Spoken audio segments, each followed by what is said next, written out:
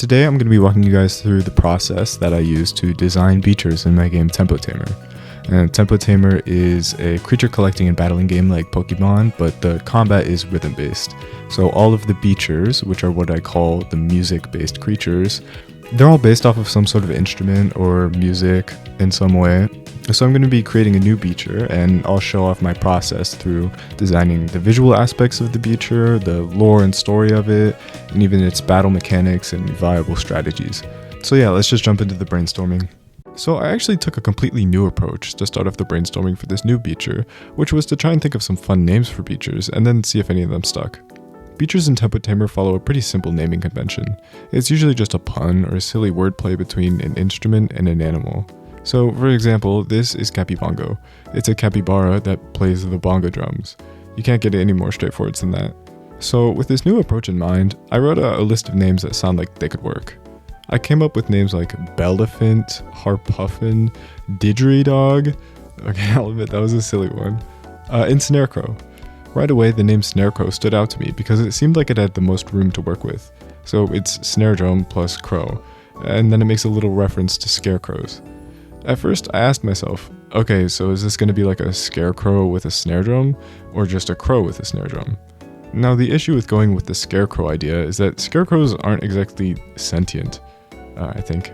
And then the issue with going with just a crow is that the scarecrow illusion kind of falls apart.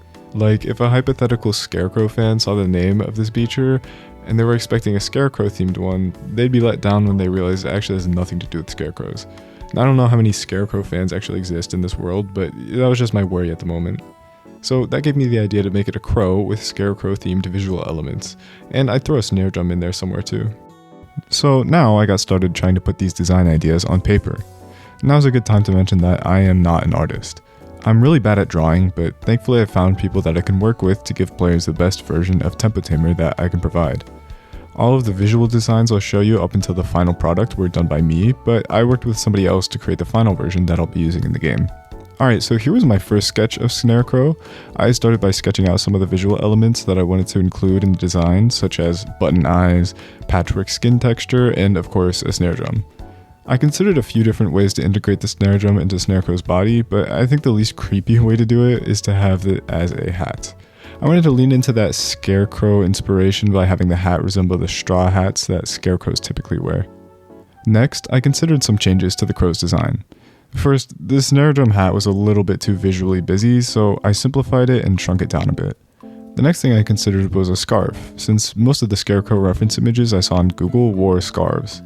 I think this scarf would look a bit out of place and take focus away from the rest of the design, so I ended up scrapping the idea.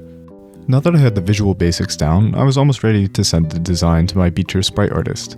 Before I could send it though, I wanted to decide the colors, so I made this basic drawing from a different perspective with color labels on it. And that was it. I sent it over, and while I waited for the artist to make the final design, I began work on the story behind Snarecrow. For Snarecrow's personality, I thought I could draw inspiration from the nature of scarecrows and the symbolism of crows.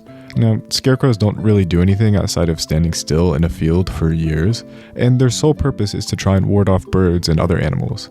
To me, this sounds like such a sad and lonely existence. Imagine if you were all alone and every time somebody tried to get close to you, you just scared them away.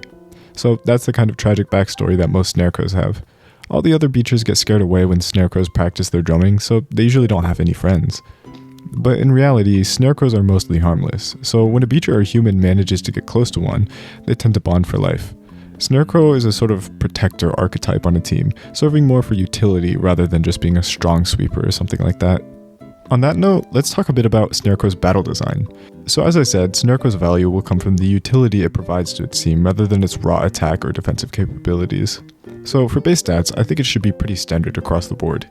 I think its speed should be slightly above average though, that way it can serve its role more consistently. Now for attacks, I said I wanted to give Snarecrow good utility, so what does that look like? Well, here's how I imagined it. Since Snarecrows are all about keeping animals off of farmland, I think Snarecrow should excel at driving away enemy Beatures.